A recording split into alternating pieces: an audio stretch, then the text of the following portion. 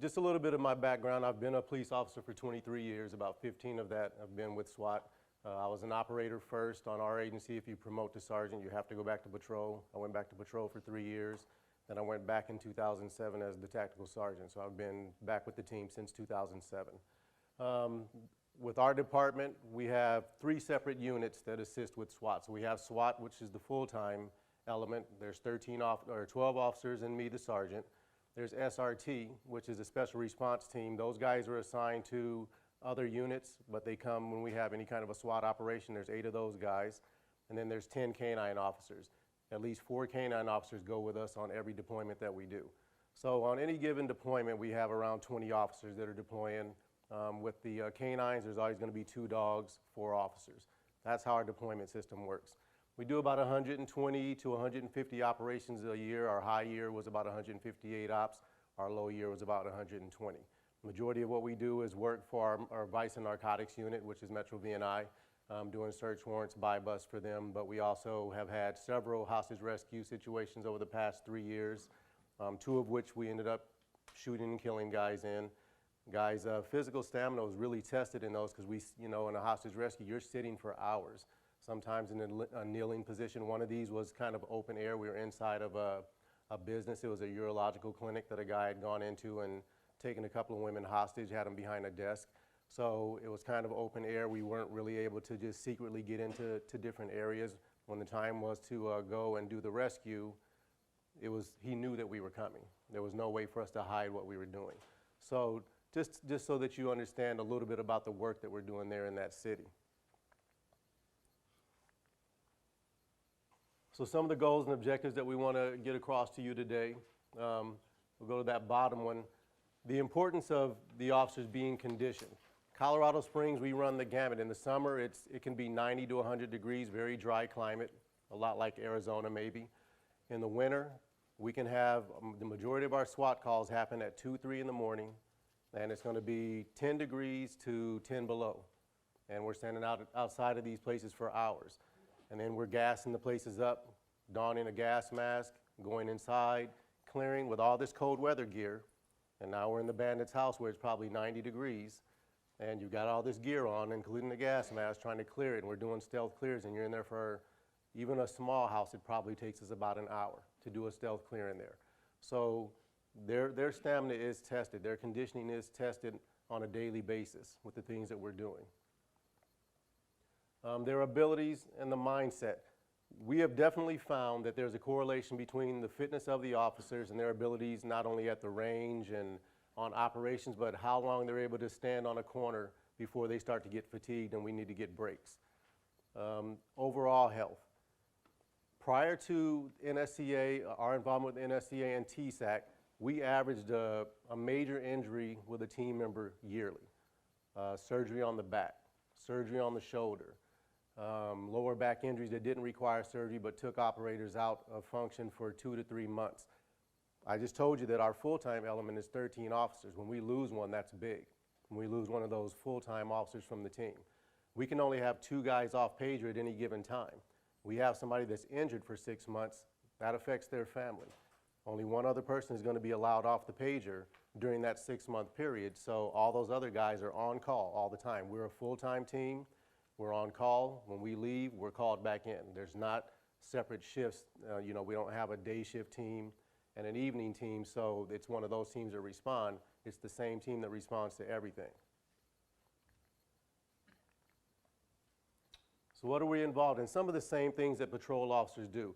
When we're not doing SWAT operations, much like most SWAT teams across the country now, when I first went to the SWAT team back in 1996, we pretty much trained and then we did SWAT ops. Every once in a while we'd help out in the summer on Nevada Avenue. That's where the kids cruise and they had a lot of issues. We'd help out with that. But pretty much we did SWAT stuff. Almost every team in the country now has given some other kind of duty. We used to have a fugitive apprehension unit on the department. When the budget got short, like most city budgets did, they started making cuts. They cut the fugitive unit. That didn't go away. We still have a bunch of felony suspects running around in the city. That transferred over to us. So when the guys aren't doing SWAT operations, they do fugitive apprehension. They get in a lot of foot chases, a lot of fights with people in apartment buildings and sometimes in houses with some of these people, and it's not the whole team there. It's anywhere from 2 to 4 and 6 officers that are responding for fugitive apprehension duties. So again, some of the same things that the normal officer is going to encounter, but then we're going to be involved in HRT. I told you we've been involved in 3 or 4 HRT operations over the last 3 years. Everybody in here, law enforcement, everybody know what HRT is? Okay, make sure I'm not using acronyms that people aren't familiar with. So barricades, we probably roll on about 30 to 40 barricades a year. Active gunmen, unfortunately, Colorado they love to shoot places up in Colorado. Colorado Springs, we've had about 3 that we've responded to. We had New Life Church. We had the Urological Associates, started out as an active shooter, then transferred over to HRT. So we've had more than our fair share of active shooter type situations there that we've had to respond to. And then again, like I said, the weather. The weather does play a role when you're standing outside of someone's house on a SWAT call for 4 or 5 hours in heat, in cold. Conditioning definitely plays a factor. So that's what law enforcement officers deal with. People that are on drugs, people that are super drunk. Hitting them with a baton, that doesn't necessarily affect them. You can be in a fight for 20, 30 seconds, be extremely winded from that. Does conditioning play a role in how effective you're going to be in some situation like that? Absolutely. Your conditioning plays a role in that. So some of you guys that were in the open session last night, we talked about how there's officers that'll talk about, I don't need to run and do things like that, because if I'm chasing a suspect, I'm going to use my car. I'll drive down to the end of the block. I'm going to be smart about it and go down to the end of the block and just wait for them and cut them off there. But that's not necessarily always the case. You might be in an apartment building, you might be in someone's home and be in the fight for your life, and your conditioning is going to play a role in that. Play as you train. We've all heard that before. Train as you play. We train red, we train hostage situations, we train warrant service. Every year, our officers have to go through some type of training for that. It's required by post in the state of Colorado that they receive some type of active shooter training, that the officers receive some type of training on how they're supposed to do the first parts of the response for warrant service and hostage rescue. There's policies that we have in place for all those different things. But what do we do for them for physical fitness? There's no requirement. Most of our officers, once they finish the training academy, PT is on their own at that point. So if they didn't have a foundation for physical fitness before they became law enforcement officers, they're not going to have that. They try to instill that in the academy, but you're being forced to do it then. Once you get out on your own, most of those officers there, they're going to go to a midnight shift. They're going to be tired. You have to have that will to get up and go work out if there's no structure to it. So now they're just starting to roll this fitness program back out for the entire department with our city. I talked about that. And a part of that is that they give them resources. They give them trainers, they give them dietitians, nutritionists that they have access to go and learn about how do I become fit, how do I work out. I was shocked to have guys come and test for SWAT, and it was very obvious they never had a barbell across their back to do a squat because they're about to hurt themselves. And we had to stop them and put them on a different machine to try to do the squats. It was very obvious that they'd never done that before. They'd never done a rep of a true squat for weightlifting. So they don't necessarily have that foundation. We have to do something to help give them that foundation. The same program that we started at TSAC, when the department decided they're going to go to teaching this and having a fitness test again for the officers, they brought in the NSCA. They brought them in to start the foundation for that testing. Then they brought in a private company to do the surveys and to get the pool of officers that they were going to test, make sure that they ran the gamut of the different officers that we have on the department, old, young, in shape, out of shape. They didn't do it voluntary because, again, voluntary, you get all the fit people that say, yeah, I'll go volunteer to take that test. And all the guys that say they're not going to chase anybody, I'm not having anything to do with that. We had an obstacle course at one time, was the department test. We had an officer literally smoke a cigarette during the whole, because he was pissed that he had to do the test.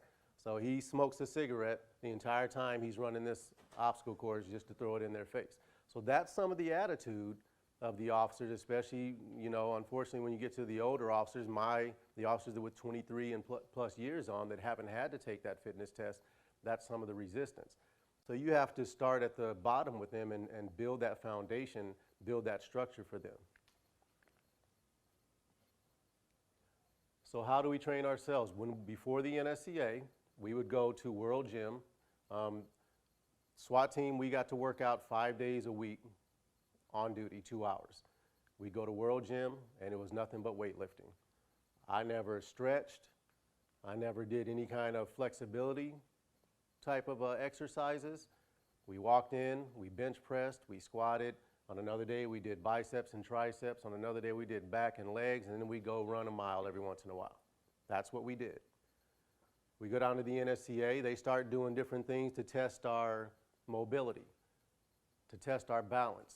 They're putting us on the ground. We have one leg behind us. We're trying to reach out on a ruler, and guys are wobbling all over the place. No core strength whatsoever. No flexibility. Tell you to stretch, put your arms above your head so we can get measured to do the vertical jump. And guys are raising their arms like this, and they start to pull it, and they're like, oh, don't pull my arm like that, it hurts. No flexibility whatsoever. We hadn't done anything like that. They introduced us first in the classroom. We're going to show you how to do mobility exercises. Here's how it's going to benefit you. We're going to show you some things about nutrition. Here's how that's going to benefit you. We're going to change your workout regimen. Here's how that's going to benefit you. And then they got the buy-in. They went through different phases even at the NSCA. We started out primarily doing a lot of power lifts and explosive type lifts down there. We transitioned to other things that were more core related and ended up where we are now with what JD was doing for us down there with a lot of the, what do you call that, JD? What's the actual term for the exercises you were doing with us? Mobility, stability. Because that's where we were weak at. You're wearing 40 pounds of gear, 60 pounds of gear standing on a corner. You need your core to be strong. That's where the back injuries are coming from. That's where the shoulder injury are coming from. You have that vest pulling down on your shoulder for 3 or 4 hours with all that weight and a gun slung across your shoulder for all those hours. That's a lot of weight and a lot of wear and tear on your body if you don't have that mobility and that strength. Test has to be validated. If not, you're going to get sued. So here was the old SWAT test. We used some of the Cooper standards. They threw a bench press in, 15 pull-ups. It changed from year to year whether we're going to run a 3-mile run or a 1.5-mile run. And then some guys had gone down, they got invited to go down to Florence, Colorado. They have a maximum security prison there. They have an obstacle course. The people there, we did some training with them. They said, hey, you should come over and do our obstacle course. Some guys went and did it. They said, hey, that was tough. Let's put it in the test. No science behind it. Nothing related to the job in that test. We're going across a Mary Jane rope. We're climbing this 2-story ladder backwards and then going over the top of it and coming down the other side. We're belly crawling under ropes and climbing a vertical rope. There was nothing in that was job related. We're asking for a lawsuit. We didn't get sued, but all it would have took was somebody coming in to take that test and failed it and said, that test isn't related to anything that they do on their job. I'm suing because it's not related to the job that they're asking me to do on the team, and we would have lost. So, as I said, we have TSAC come in, they implement a test. The officers hadn't done that test before, so we don't tell them, you fail this, you're off the team. We give them 6 months to the next time we test again. That's still the way it works now. We test every 6 months on the team. If they don't pass the test the first time, they get to the next time. If they don't pass it that second time, then we put them in for fitness for duty on the SWAT team, not as a police officer, but just on the SWAT team. The test that the department has and the test that we have tactical is totally different. We run 2 different tests. So are they related to your job performance and the functions you do at your particular agency? We work very close in hand with El Paso County, their SWAT team. They have a part-time SWAT team. Their area is very rural. The city, we're urban. We've gone out to help them with some field searches, and you're searching miles and miles of field and wooded areas for suspects. We don't have that in the city. It's, you know, we're in apartment buildings and the guys take off running from us. They're running and jumping fences and backyards and things like that. We're not doing open field searches. We're not in the mountain areas, in the wooded area, but they are. So their testing may be a little bit different than our testing because of what they do. I know there's some different schools of thought on that gross motor skills and the motions that cops go through are pretty much the same. But I can tell you, I've done a field search where you look for a guy that killed 3 kids in a car, and he had went and hid in the woods, and we had to do about an 8-mile hike in and 8-mile hike out. That was nothing like chasing somebody down an alley and that's a jumping fence. It was totally different.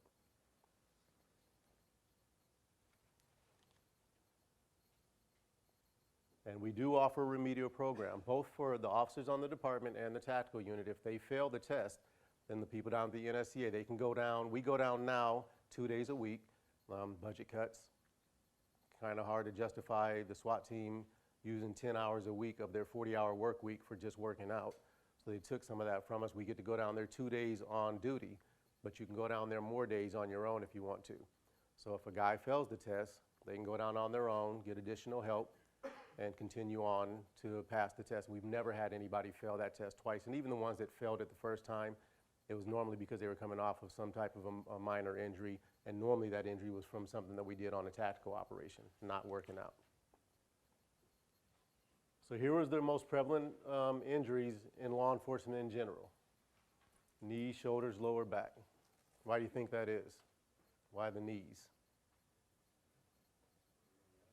What's that? Yeah, kneeling down. Some of it is, you know, you're sitting, a lot of the times you're just sitting stagnant in a car. And then something happens and you have to jump out right away. So you don't get time to warm up, right?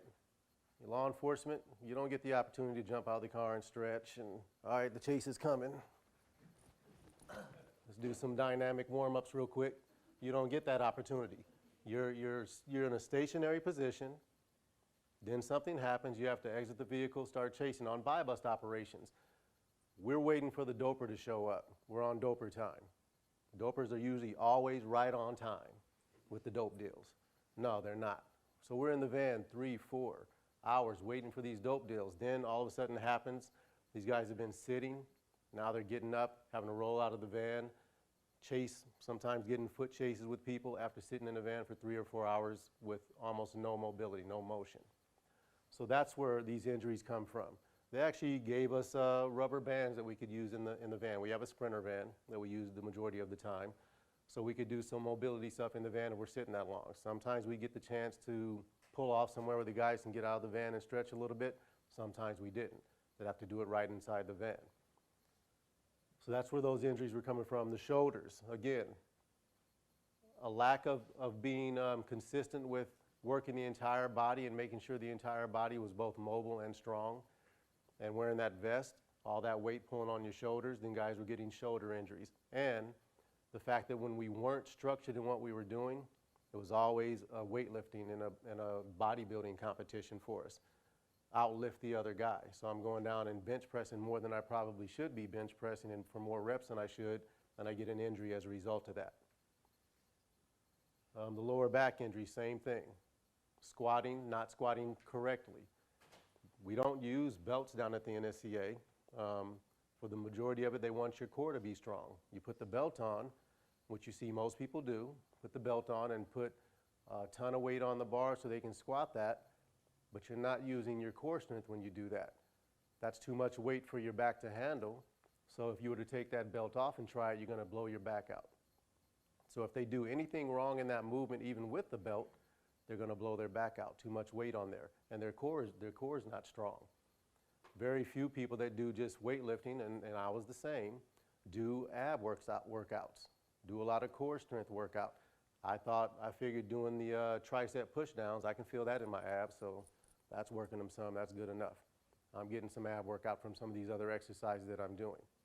So we didn't really work on strictly trying to strengthen the core. Yes. With preventing injuries, say you got a crew of new guys that are going through selection. Mm-hmm. What do you guys do to ensure that that doesn't happen, that injury doesn't come to light, so that you screen them out? Is there a pretty standard process to that? So are you saying like if a guy already had a back problem and now they're trying to test for the team? Well, yeah, he or she may not even bring that up for failure, Yeah, and how do you screen that out? And there's no way we would know it. You know, with HIPAA and stuff, there's no way we could get access to any of that information. I think it would probably be screened out by the test itself. Now, most of these guys, or girls, if they know they have some kind of a shortcoming that way, they can go down to the NSCA and work out. It's open to all law enforcement officers, not just tactical. So they can go down there and work out to strengthen those areas that they're weak in way prior to taking the test. On the day of the test, like I said, with those guys that were squatting and we could see this person has never done this before and they're going to hurt themselves, we just stop them. There's no reason for us to let that person continue on and get hurt and then not be able to deploy back in patrol. Patrol is where we're the shortest in officers. We need to make sure that if they don't pass our test, they're at least able to still work in patrol. So we'll stop them from doing that. We don't let them just go on with the test when we can see that they're probably going to hurt themselves. But as far as if they had some pre-existing injury, there would be no way of us knowing that. Does that answer your question? Yeah, I mean, that's your screen, that's what you guys use for screening. Okay.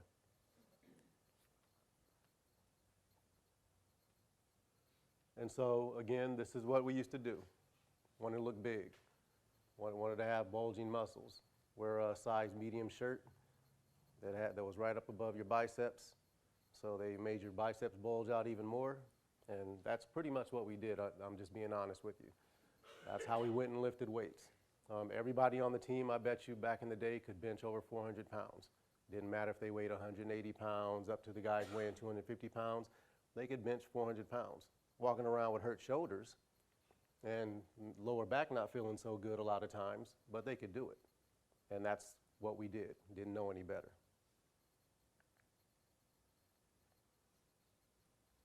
So here's what our old PT test consisted of before we started the TSAC program.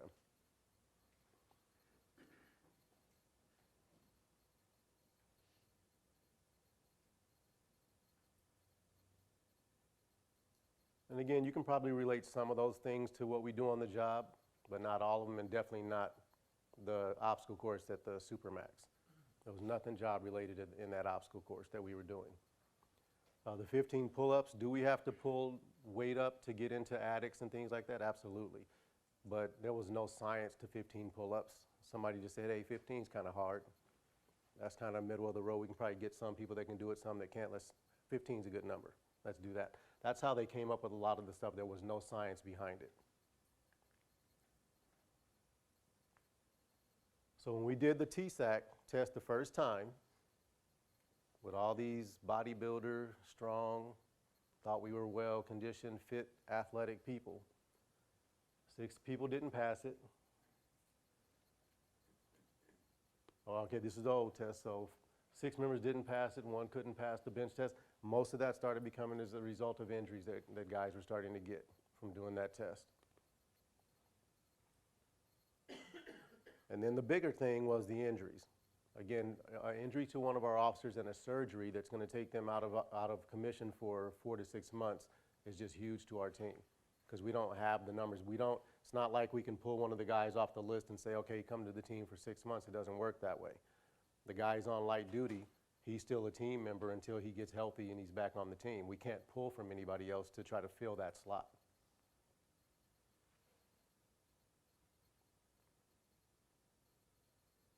So they searched all these different things. They went to the Air Force Academy. They talked to the football coaches up there to see what kind of strength and conditioning they were using at Air Force Academy. Went to the Olympic Training Center, asked them, what are some of the things that you guys are using? We have several ex-Olympic athletes on the police department. So some of them had contacts at the Olympic Training Center. We went there and talked to people. They all really started pointing back to the NSCA.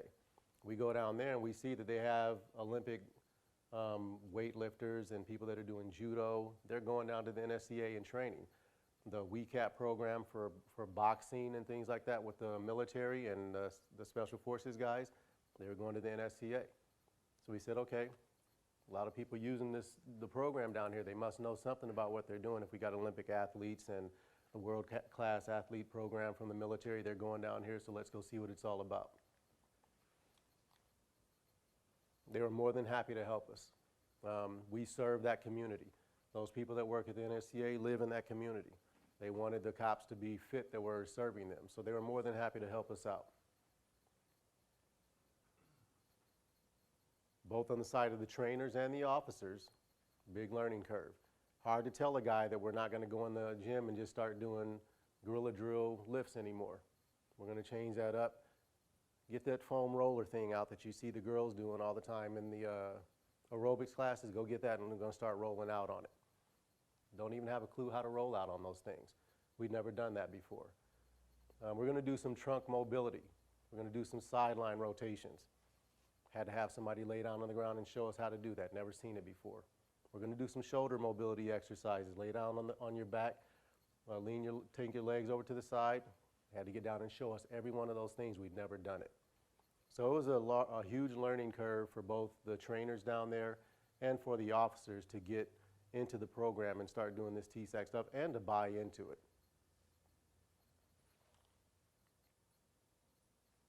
So they weighed out all our tactical gear, 60 to 80 pounds of gear that we were wearing on average when we were on calls. Hours of waiting, we talked about that. Don't get the opportunity to warm up. It's stand there or sit in a van, and then you're on the move. And in the van, never thought we had water in the van, but we never really thought about putting anything in the van like protein bars. Sounds like just simple stuff. Put something in there so you can have something to eat if you're going to be in there for hours, but we just never did it. We didn't have any protein bars. We didn't have any trail mix or anything like that in the van.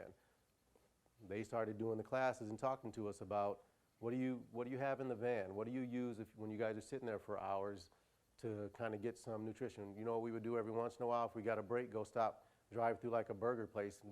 Wasn't stuff that we like to eat all the time, but in a pinch, let's go over to Short Stop Burger and get everybody cheeseburgers, get something to eat. That's what we did, really, okay?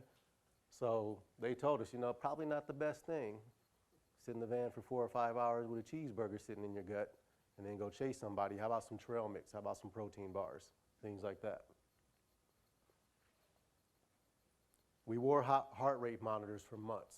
Every operation that we did, we put on a heart rate monitor. We'd give them back to the NSCA at the end of the week. They download all the data, see how our heart rates were going up and down during operations. Resting heart rate versus our aerobic heart rate, so that they could try to tailor our exercises to what our heart rate was doing when we were on these ops. So we'd get 60, 80 beats per minute on the average for our resting heart rate, and then 120 to 140, and then our heart rates would go down in a few minutes. So that's the TSAC test. Have you guys ever had to jump on something? Go ahead. Heart rate monitors on call? Yes, we did. And we still do occasionally. You guys know Mick that's been doing some of the speaking, the guy from Australia. So he came out last year and we wore heart rate monitors for him too, so that he could compare that to the heart rates of the guys over in Australia doing different ops. So we wore the heart rate monitors for him on some ops as well. But yeah, we'll still occasionally do that. But yeah, everybody on the team wore a heart rate monitor for several months so that they could get our resting heart rate and our aerobic heart rates during operations. So that's the test that we do now. And we had the people from workers' comp go down to the NSCA. Risk management, of course, they're going to be involved. So they went down, they wanted to see what we were doing, and then the city attorneys. Can we defend this test in court? Can we say that this test is valid for the motions and movements that they do as tactical officers? And they answer that as yes. So this is the test that we use both for incoming applicants and for people that are on the team. You have to pass this every 6 months to maintain your position on the team.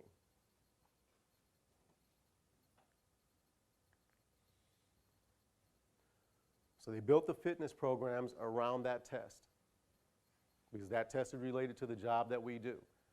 So we didn't just go down there and lift weights. We didn't just go down there and strictly do cardio. Everything was tailored around us preparing for that test and preparing for the job that we do. Some of the exercises that we do are heavy strength, short reps or low reps, heavier weights. Sometimes it would be lighter weights, higher reps, less rest in between. Everything has a science behind it.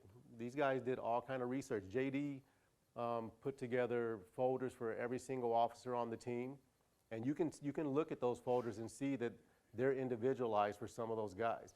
Some of those guys that had problems with doing bent over rows because of lower back not being as strong at that point, they're doing cable rows instead, while everybody else at the gym is doing bent over rows. Those things are tailored for the officers. If you have somebody that's certified through TSAC on your agency, on your department, that can tailor those things, you'll prevent those injuries and prepare those officers better for not only the test, but doing their job out on the street. So each week, different emphasis. We never went into the NSCA and it was the same workout that we did the day before, nor did we go in the next week and it was the same workout that we did the week before. It was always consistently changing to push your body, to prepare us for that test, to make sure that it's keeping us mobile, that our shoulders are able to have that mobility in them, that our legs are going to stay strong, our cores are going to be strong. Constantly changing things to make sure that our bodies are staying fit and we're conditioned.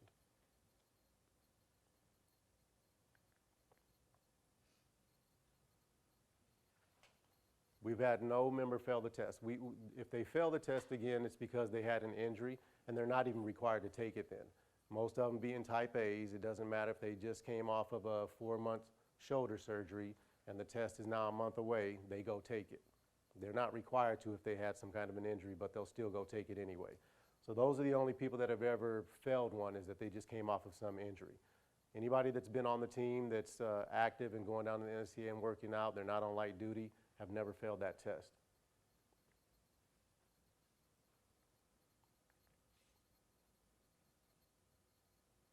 Everybody who's not tactical in here that's not familiar with like a level 3A vest with the plates and stuff in it?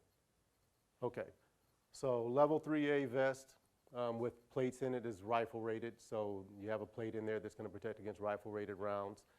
What they're using these days is polyurethane. That's what's going to be in that plate. It's a lot lighter weight. Back in the day, it was ceramic. If people have older vests, it's ceramic, very heavy. They probably weigh 10 pounds, 12 pounds for those ceramic plates. The plates now are probably 4 to 6 pounds for the good ones, for the polyethylene, I'm sorry. So you have all this different gear, your weapon systems. If we're doing a field search, we have an M4. If we're doing entry work, we use an MP7. So there's a difference in the weight of those two weapon systems.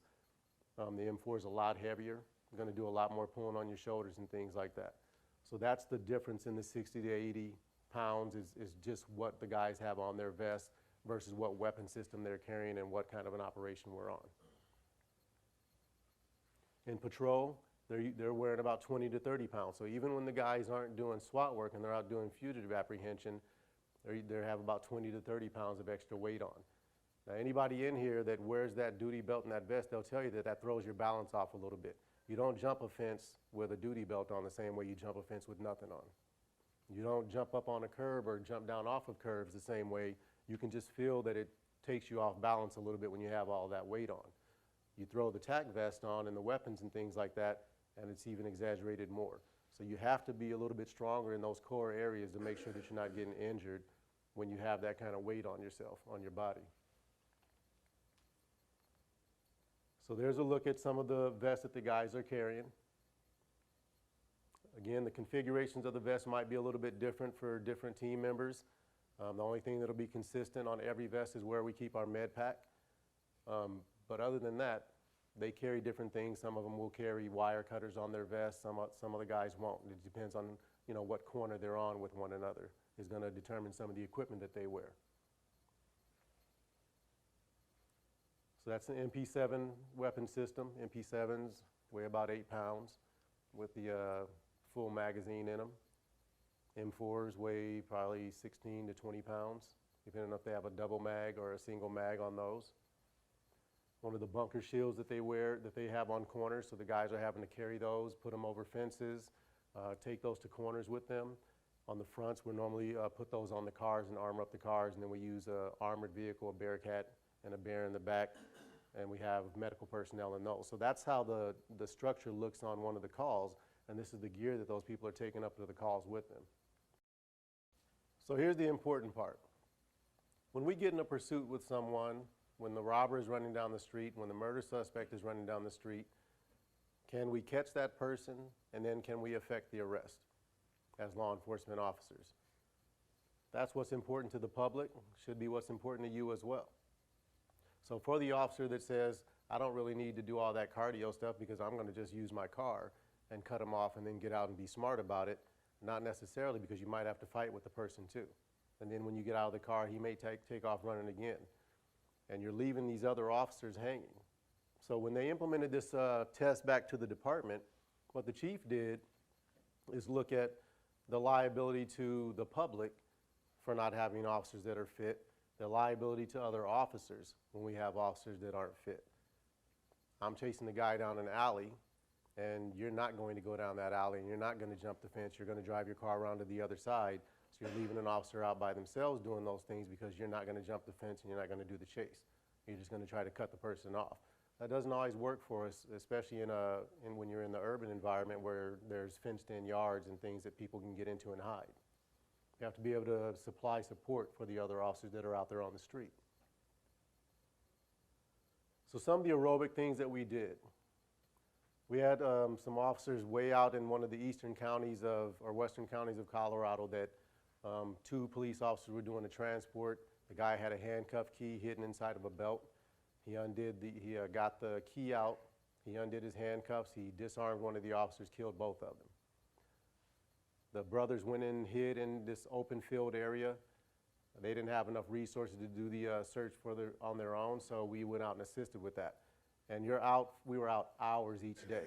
I'm talking 6 to 8 hours doing field searches. Then we'd come back and be relieved by another team, rest, go back out, 6 to 8 hours of field search, get relieved by another team. New Life Church had an active shooter in there. This guy started outside. He killed some people in Denver the night before, and he drives up to Colorado Springs. New Life Church is a mega church in Colorado Springs. On a Sunday morning, they probably have 3,000, 4,000 members in that church.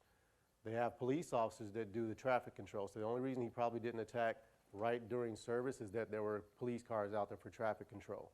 But as soon as those cars left, he popped a couple of homemade smoke grenades at one door to try to draw their security to that door. He drove to another end of the church. He shot some people in the parking lot, killed a father and young girl in the parking lot as he went up to the church, started shooting as he entered the church, was engaged. You guys probably heard about this, a security guard that was armed in the church, female, she shot him in the arm, and he went around the corner and he killed himself. We arrived on scene, they told us that there was another shooter. We ended up clearing that church for about 8 or 9 hours, just doing clears over and over again to make sure that we didn't miss anything. There were doors that were inner doors in offices that were locked. They gave us master keys that didn't work. We had to start breaching doors. Fire alarms are going off. At one point, one of the sprinkler systems in an area starts to go off. You're exhausted at the end of that. Does fitness play a role in that? That happened after we'd been in the TSAC program. I'd like to see what maybe would have been the results and how much faster the guys on the team would have been fatigued had that happened in the earlier days of our fitness, where we just went to the gym and pretty much lifted weights. Mount Hermon, this is the guy that the guy's name was Michael Arangio. He was driving down the street and gets in a road rage altercation with 3 teenage kids. He stops his car, they stop their car, they think they're gonna fight. He jumps out with a modified AR-15 and basically empties a mag into these kids in this car. He ends up going into a very wooded area on a mountainside. It's called Mount Hermon. Set up a tent there. His vehicle actually got high-centered on a rock there, so he couldn't get out. And we ended up doing a 8-mile search in, 8-mile search back. We found his tent and car. He left the gun in there. He'd actually hiked back to the road and got a ride in, and we ended up on a SWAT call at his house 2 days later that lasted about 6 hours, and he killed himself. And then barricades. Every time we have a barricade, once we get the people go out, or a lot of times, some of the times they'll commit suicide, we send the robot in, we can see that they're in there and they're not moving, but we still do a covert clear. We don't know if there's anyone else in the house. You're in kneeling positions, locked in positions, holding a weapon up for hours sometimes on these clears. Wearing a gas mask probably 90% of the time. So conditioning plays a big role in that.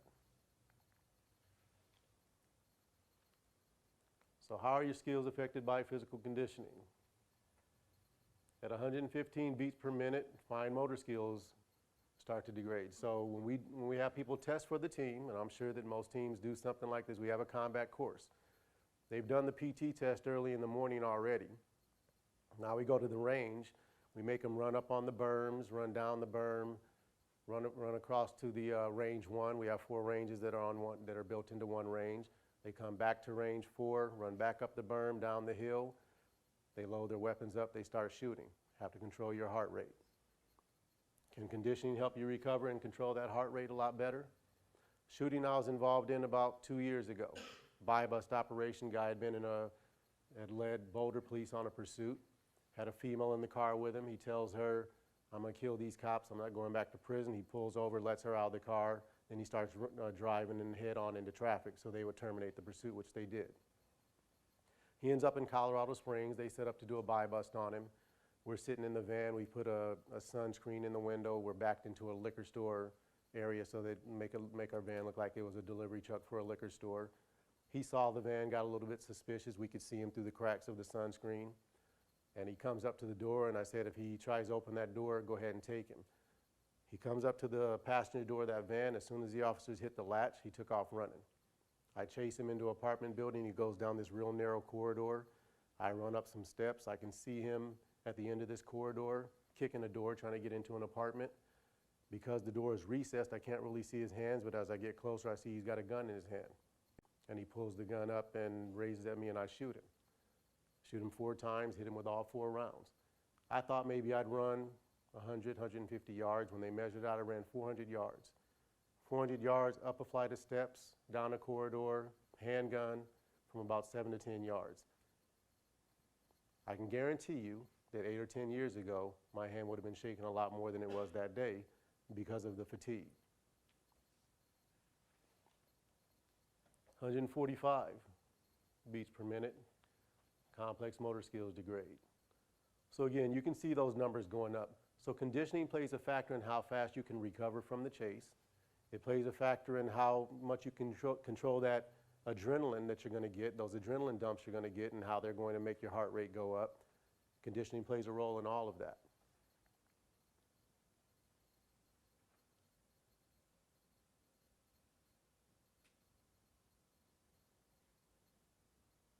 So again, you can read that. We talked about the heart rate off the monitors that we wore so they could kind of come up with our workouts.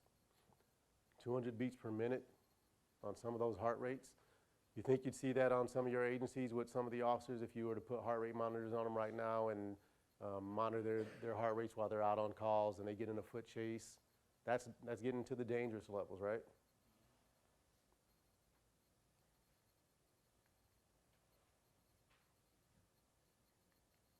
So use of force continuum.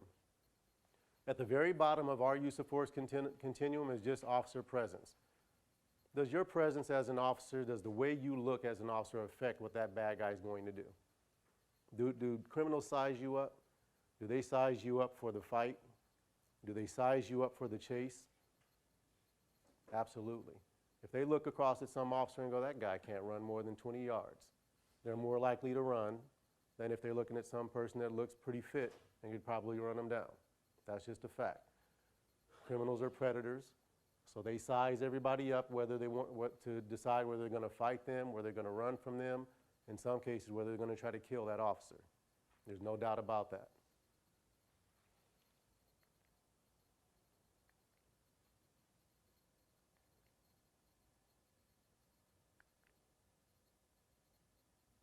So they snuck that picture of me in, I guess, with some of the other officers.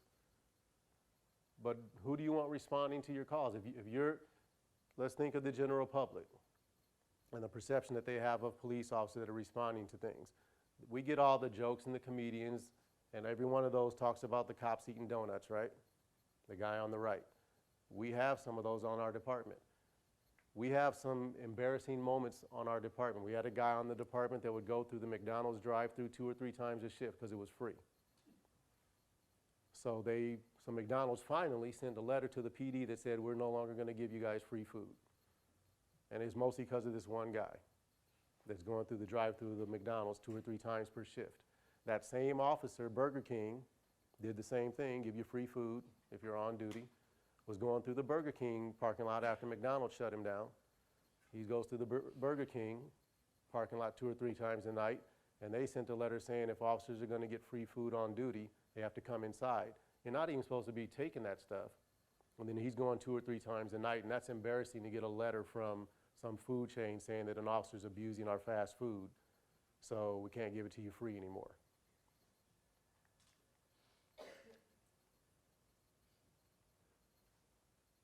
Don't we want to de-escalate every situation? Isn't that what they teach you in the academy?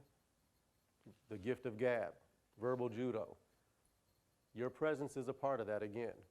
If you show up and you look fit, if you look like you can probably handle yourself, they're a lot less likely to run, fight, and try to do other things to you. Not all the criminals, but the vast majority are. That's the way they think. They're not going to take on some fit-looking officer, but they will take on somebody that doesn't look fit.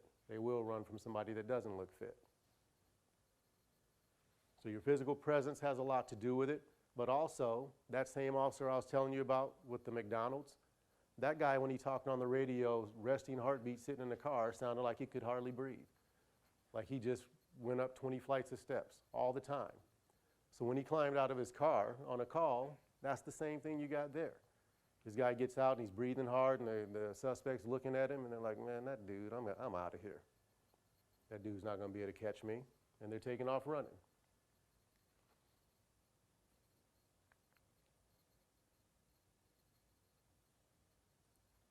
When you sell this to your officers, whether they be SWAT officers or patrol officers, tell them about the benefits for themselves as well. Who knows what the average lifespan is of retired cops? How long do they live? What age, normally? Anybody know? Somebody said it back there, I think. Yeah, about 66. So you work 32, 35 years on the job. Most of them are going to be like 55 to 58 at that point. And then they get just a few years, probably not high quality years if they haven't been in shape. And then they die. Don't even get to really enjoy that retirement that they worked all those years for. Listen, if you're going to go and serve the city, if you're going to go and serve your city and go out there and have people spit at you and cuss at you and call you names and try to kill you, then you better make them pay you for a long time when you leave the job, right? Make them pay you for a long time, and you go enjoy cruises and vacations and things like that you planned on doing at retirement. So them 66 was on the screen. How come nobody else said it?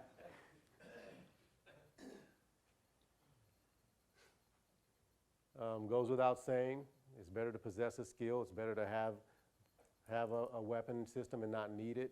Better to have a skill and not need it than to not have it and need it, right? Physical fitness is an integral part of everything that you do in law enforcement. It will affect how well you can shoot. It will affect how well you can speak to people out on the street. It will affect what they're going to do and what their reactions to you will be when you get out and confront people out on the street. They'll absolutely size you up, and they'll absolutely try to determine whether you're fit, whether you can handle yourself.